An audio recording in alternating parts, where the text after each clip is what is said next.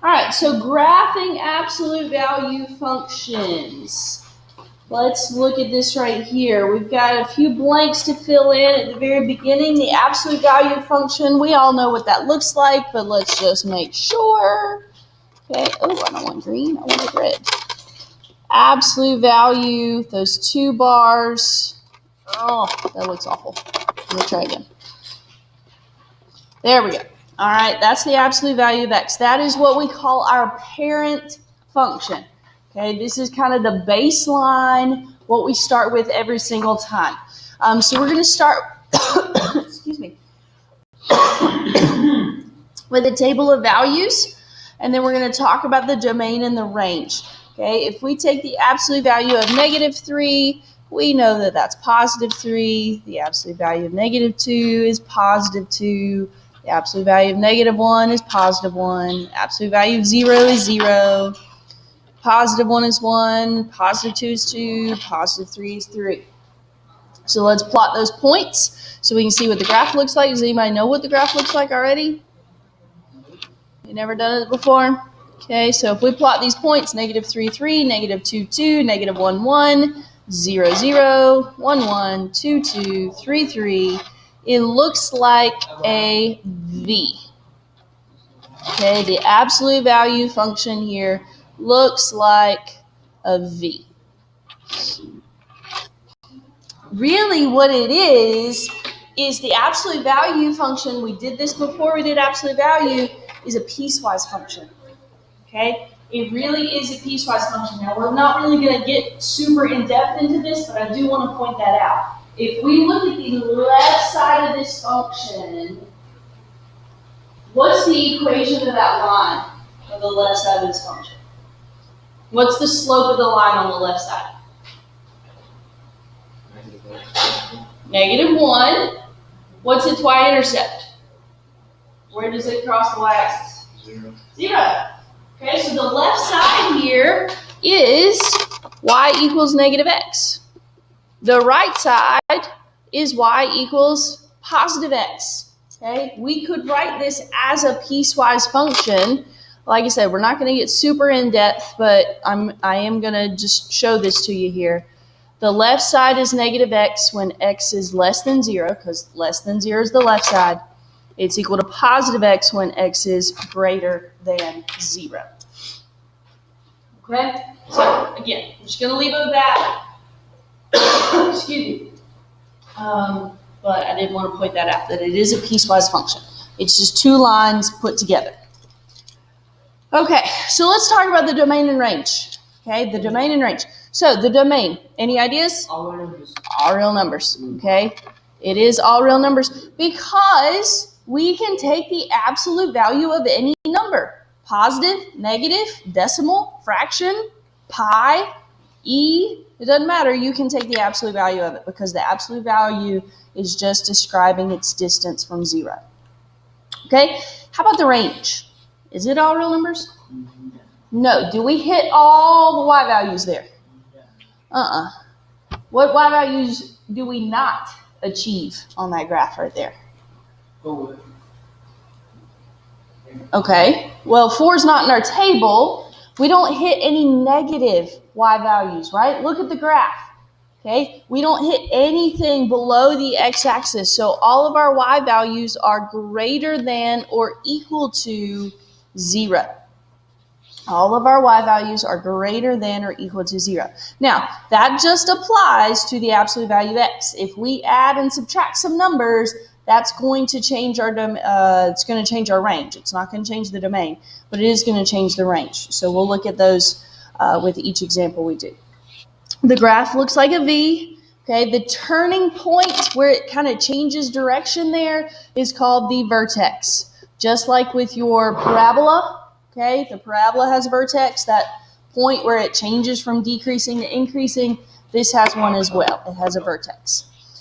Okay, so if you are trying to create a table of values, the best thing to do is to put the vertex in the middle of the table, and then you include values on both sides of that vertex.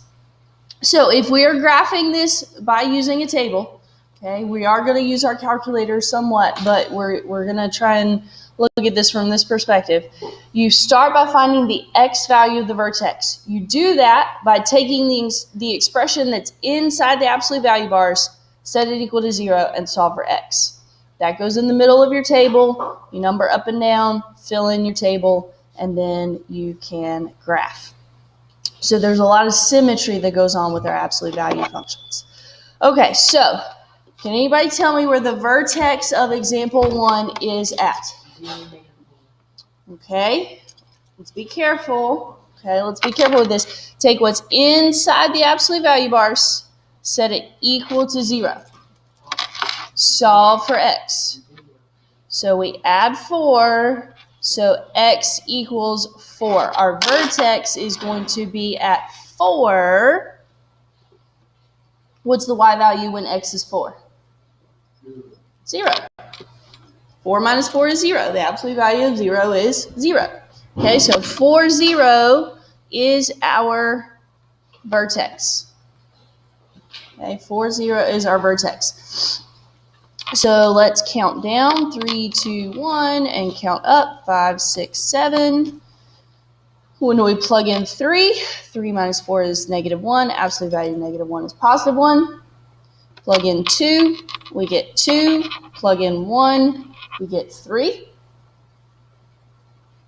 Plug in 5, we get 1. Plug in 6, we get 2. Plug in 7, we get 3. It's always symmetric, okay? The absolute value function is always symmetric.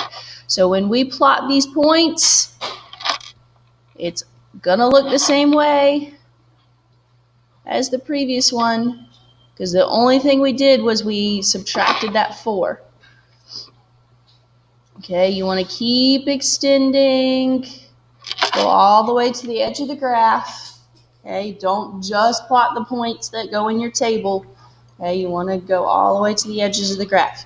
Now, we're never going to change the domain. The domain is never going to change here. It's always going to be all real numbers. The range might change. Did it change? No. Okay, our y values are still the minimums at 0, and they're positive from there. So this range is still y is greater than or equal to 0. But if we move it up or down, that is going to change. Okay, let's look at number 2. The absolute value of 2x plus 6. Take what's inside the absolute value, set it equal to 0, solve for x. So our vertex here is going to be at -3, because we subtract 6 and divide by 2, so our vertex is at -3. When we plug -3 into our function, 2 times -3 is -6. -6 plus 6 is 0. The absolute value of 0 is 0. So we're still on the x-axis. We're just over here at -3. Count down, -4, -5, -6. Count up, -2, -1, 0. If we plug in 0, 2 times 0 is 0. 0 plus 6 is 6. Plug in -1, we get -2 plus 6, which is 4. Plug in -2, we get -4 plus 6, which is 2. It's symmetric, so I'm going to fill in the other side just using those values right there. So -2, 2, -1, 4, 0, 6. Okay, so it still has the same general shape, but what's different about it? How does this one compare to the previous one, other than the vertex being in a different spot? Is anything else look a little bit different? Yeah, it's skinnier, okay, or it's taller, or however you want to describe it that way. It's kind of shrunk in a little bit. What's different about the equation? It's not just x, it's 2 times x. That's going to make it stretch up. Okay, it's going to make that stretch up a little bit. So again, we haven't changed the domain. Our x values, we can still take the absolute value of any number we want to. How about the range? Has that changed? Do we hit any negative y values? No, we still don't hit any negative y values. We're still starting on the x-axis, so our y values are greater than or equal to 0.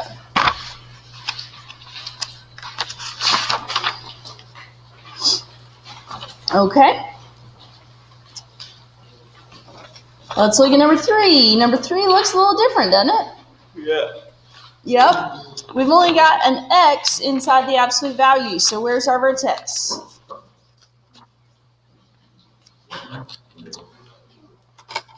How do we find the x value of the vertex? Take what's inside the absolute value, set it equal to 0, solve for x. Do we have to solve for x? No, it's already solved for. So our vertex is at 0, but what's the y value? What's the y value? 5. The absolute value of 0 plus 5. So we're no longer on the x-axis on our vertex. We're starting up here, 2, 4, 5. We're starting way up here instead of starting on the x-axis. Okay, so let's number down. -1, -2, -3. Number up, 1, 2, 3. I like plugging in positive numbers. They're a lot easier. Absolute value of 1 is 1. 1 plus 5 is 6. Absolute value of 2 is 2. 2 plus 5 is 7. Absolute value of 3 is 3. 3 plus 5 is 8. It is symmetric. So we've got 6, 7, 8 on the other side too.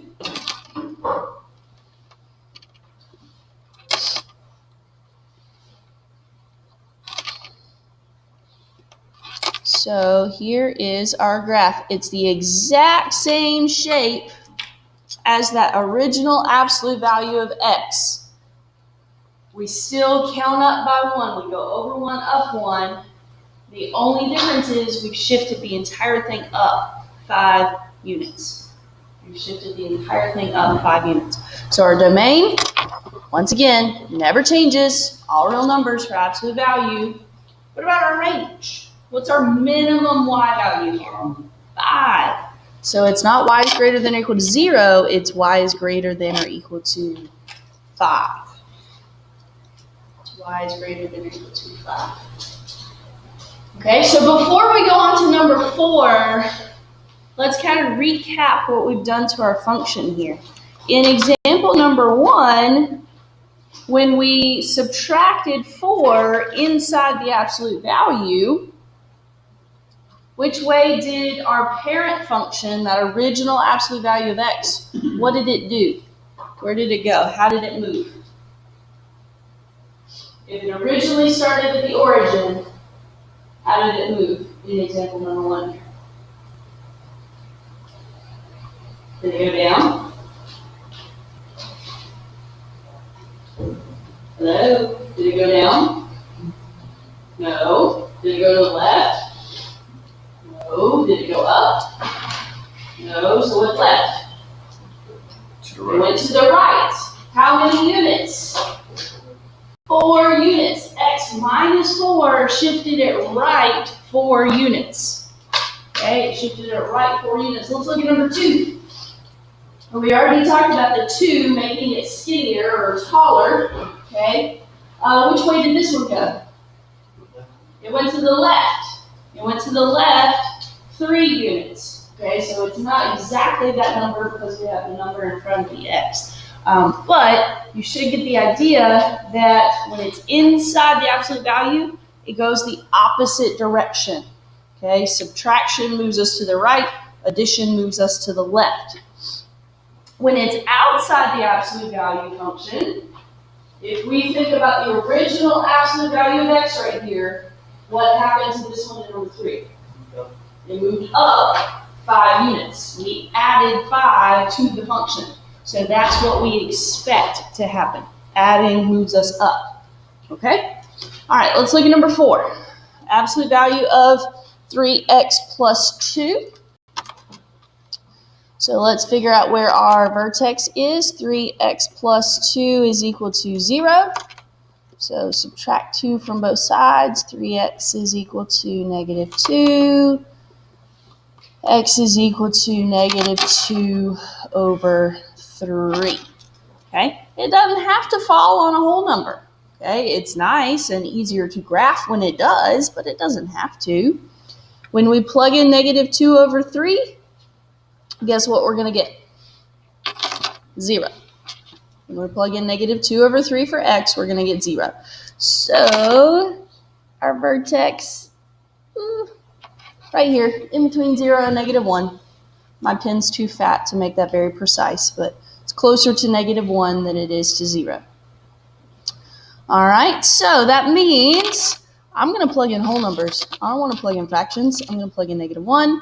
I'm going to plug in negative 2, negative 3, 0, 1, and 2. Now, this one's not going to work out to be as symmetric, okay, as they previously have been, because my vertex is at negative 2/3. I don't have the symmetry going on the exact same way in my table, okay? So when we plug in, let's plug in the positives first. Plug in 0. 3 times 0 is 0. 0 plus 2 is 2. Plug in 1. 3 times 1 is 3. 3 plus 2 is 5. And plug in 2. 3 times 2 is 6. 6 plus 2 is 8. Plug in negative 1. 3 times negative 1, negative 3. Negative 3 plus 2, negative 1. Absolute value of negative 1 is positive 1. I almost put a negative number in my table for an absolute value function. 3 times negative 2, negative 6. Negative 6 plus 2, negative 4. Absolute value of negative 4, positive 4. Negative 3. 3 times negative 3 is negative 9. Negative 9 plus 2 is negative 7. Absolute value, positive 7. So let's plot those points.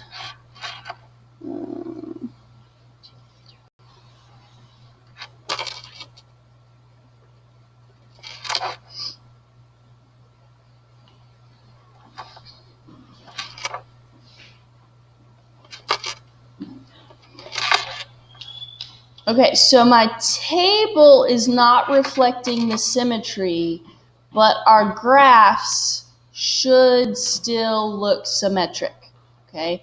The table is not reflecting the symmetry, but the graph should still, the left side should still be a mirror image of the right side. Okay, it's just because the vertex isn't there at a whole number, so we can't even it out very easily.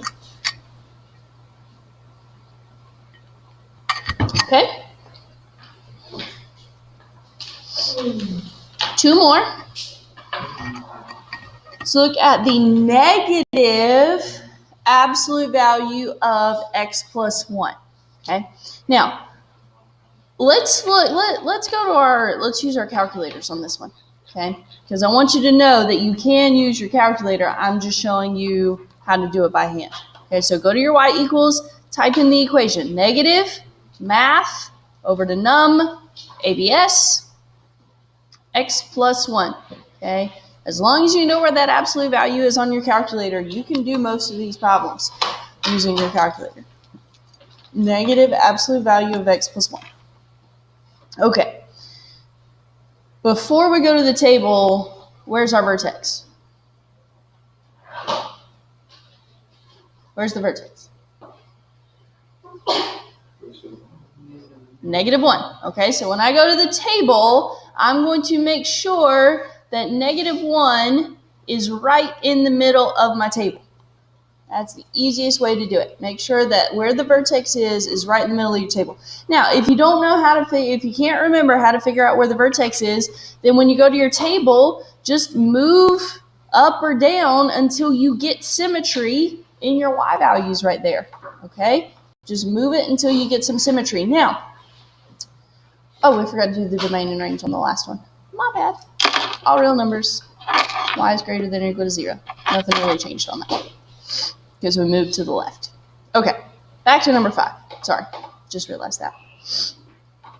Okay, so let's fill in our table. What's different about this one? There's negative y values. We haven't run into that before, but what's different about this equation? There's a negative in front of the absolute value. So the absolute value makes everything positive. But then that negative in front is going to turn around and make everything negative after you've made it positive. Okay? So that's what's going on here. -1, 0 is our vertex. Whoops, I'm going the wrong direction. I'm going up instead of down.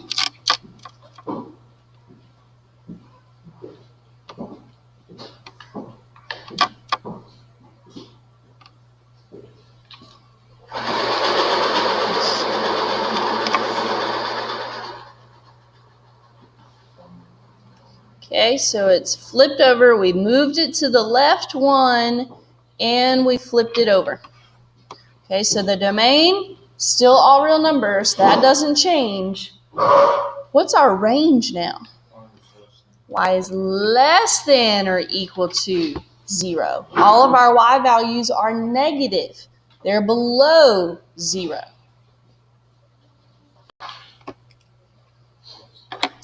Okay. Let's look at number 6. We got a fraction. Ooh, let's see what that fraction of 1/2 is going to do to us here. Absolute value of 1/2x plus 1, close the parentheses, minus 4. Okay, absolute value 1/2x plus 1, close the parentheses, minus 4.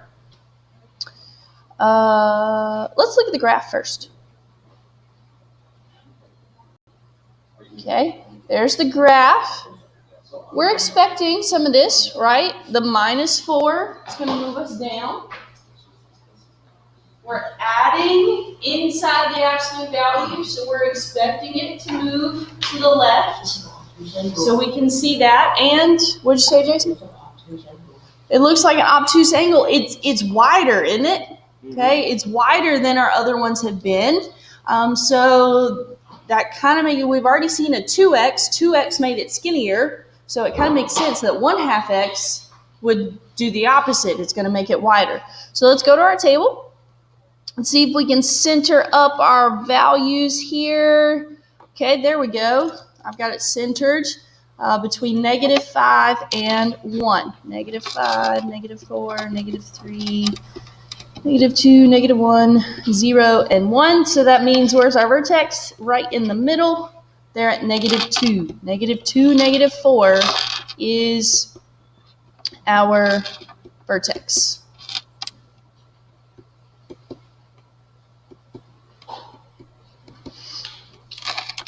-2, -4.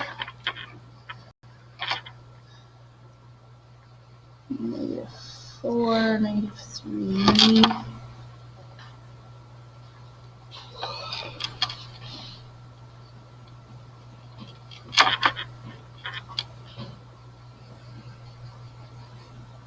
Okay, so the slope of our sides here, instead of having a slope of 1, they have a slope of 2. They have a slope of 2. So once again, our domain never changes for absolute value functions. It's always all real numbers. The range, what is it on this one? Is it greater than or less than, first of all? Do our y values go up or do they go down? Greater than. Greater than or equal to, what's the minimum y value that we hit there? -4. -4 is the minimum y value there. So our range is y is greater than or equal to -4. Let me show you one thing. Go back to the graph. In the case of like number 4, okay, where the vertex was not at a whole number, I'm going to show you using number 6. But on number 4, the vertex wasn't at a whole number. So if they ask you where's the vertex and you don't remember the whole setting what's inside the absolute value equal to 0, then the vertex is a minimum. In this case, in most cases, it's going to be a minimum. Sometimes it's going to be a maximum. But we can calculate the minimum, right? Second trace minimum. You move your cursor to the left side of that minimum value there. Then you move it to the right side. and then you press enter for the guess, and it will tell you -2, -4. So there is your range. Y is greater than or equal to -4 because all your other Y values are bigger than that -4 in there. Okay, so I showed it to you by hand because tomorrow we will, after the quiz, we will start with those piecewise functions there. Because remember, with the piecewise functions, we got to be able to kind of build a table and to be able to graph it accurately because our calculator won't do just the pieces. So that's why I showed these to you by hand, but I also wanted to show you how you can do it using the power of your calculator. Okay, put it in your y equals, look at the table, find the minimum and maximum.